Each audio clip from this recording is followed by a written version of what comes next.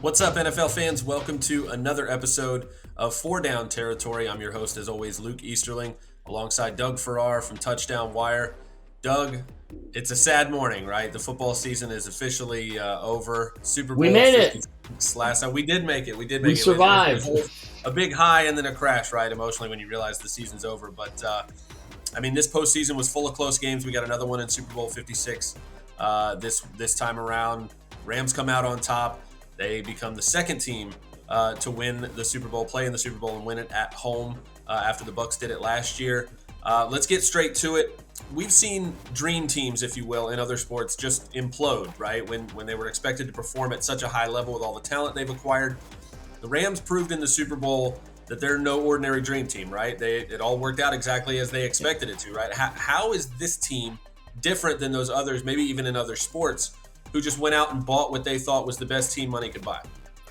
Well, I think a lot of the dream team stuff, it's teams that are fiscally irresponsible. They don't know how to build depth around those superstars. And in the Rams case, a lot of the focus is on the Jalen Ramsey and Matthew Stafford trades, in which the Rams gave up 2 first-round picks. And in Stafford's case, a whole lot more, Jared Goff, for each player. The difference is that the Ramsey and Stafford trades both worked in the Rams' favor decidedly.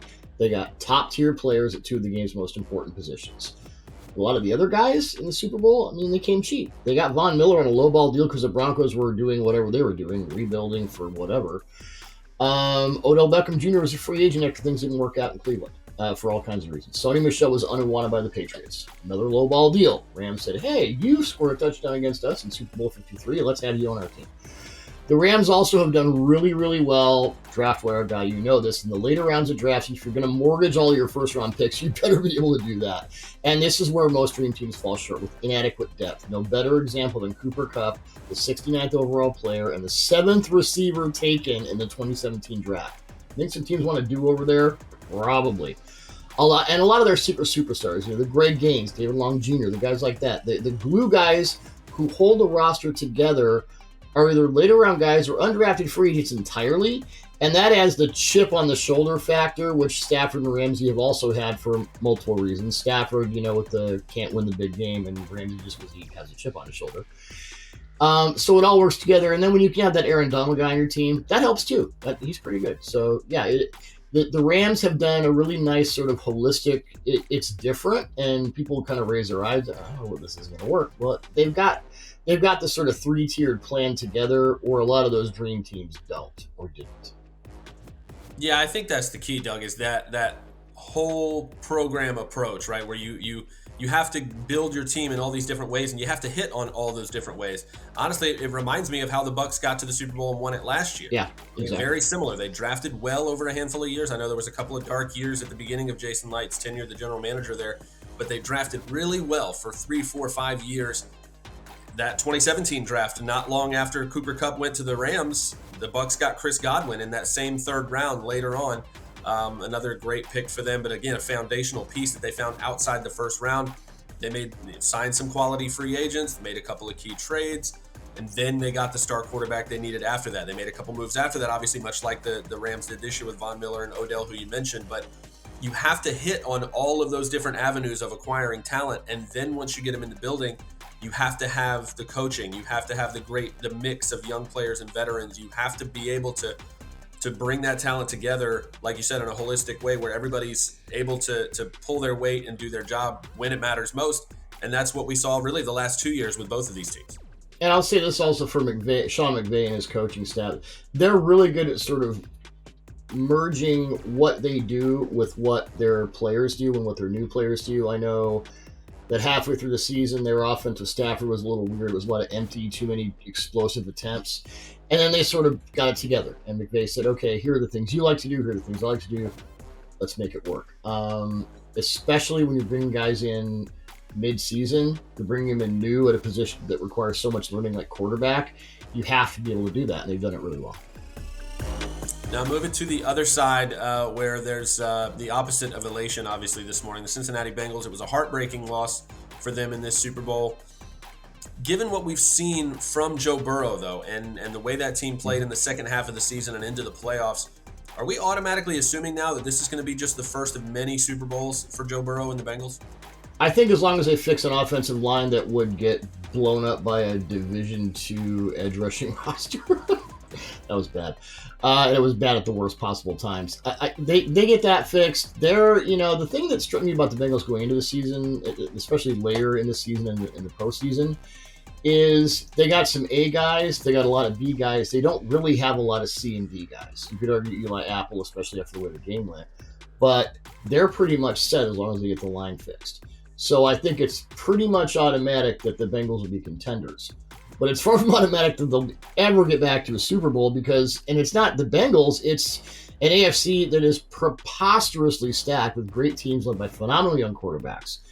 The thing about the NFC right now, would it surprise you if the Rams run it back next year, depending on what happens with Aaron Rodgers staying in Green Bay, Jimmy Garoppolo leaving San Francisco? There isn't as much resistance. The Buccaneers, sorry, Luke, they got a quarterback thing to figure out. But the Bengals, even if they fix that god-awful line, they have to deal with the Chiefs, the Bills, the Chargers, the Ravens, all these quarterbacks who are capable of turning your lights out.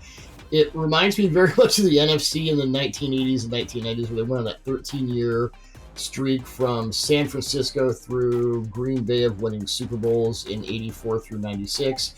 You couldn't get in because it was so stacked. Burrow and his team have some serious uphill battles against those teams. And again, no way to... The Bengals are there. They're there, and it's not a fluke. You can say 81 49ers, 2001 Patriots. Yeah, but what do those teams do? It's that everyone else in that conference is just all the way there.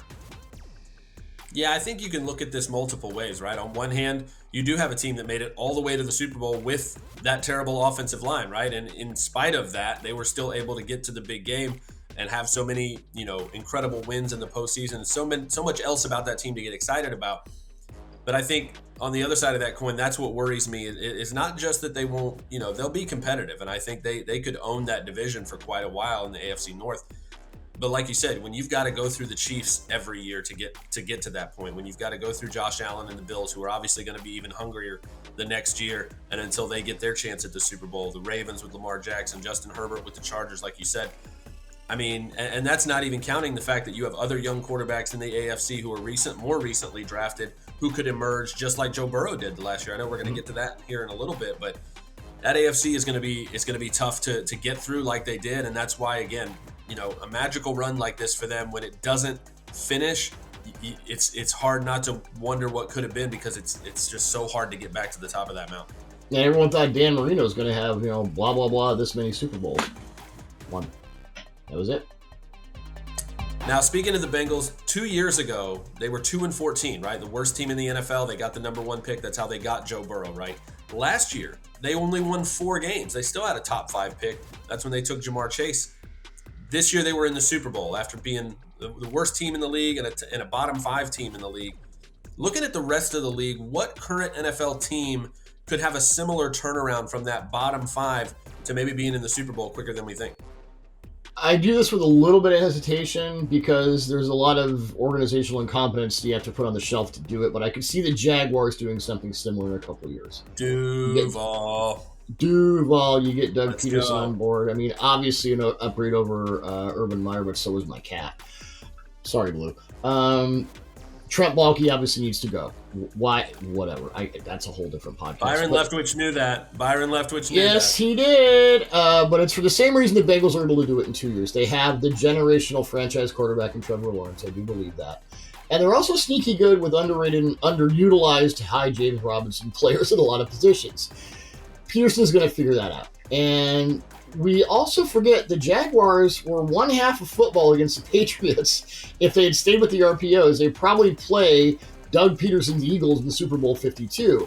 And it only fell apart when Tom Coughlin came in and told everyone to get off his lawn. So they've been there recently. They were credible recently. It just all fell apart. And I think with Trevor Lawrence and those sneaky good guys and a better coaching staff, organizational structure is the question mark. But would it surprise me if they're in the playoffs in 2 years? Not at all. Yeah, I think, honestly, if it weren't for the quarterback position, which obviously is a little bit important, I'd say the Giants, mostly because I really like the coaching staff that they're putting together with Brian Daboll, obviously, is the new head coach, and a lot of those assistants that they've collected for his staff. I really, really like what they're doing. Daniel Jones is not it for me. I can't put that label on them until they have a quarterback I can be confident in. I think he wasn't it for me when I gave him a 3rd round grade and the Giants took him, 6th overall. I'm like, what?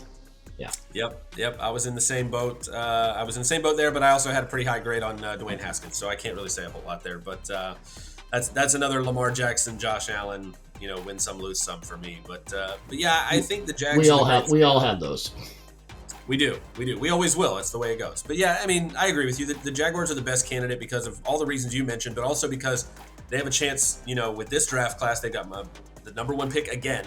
They've got plenty of other early picks with which to continue. If they hit on this draft class and get a few more pieces to finish off that defense, a few more picks to rebuild that offensive line and help Trevor Lawrence out, get him a couple more playmakers.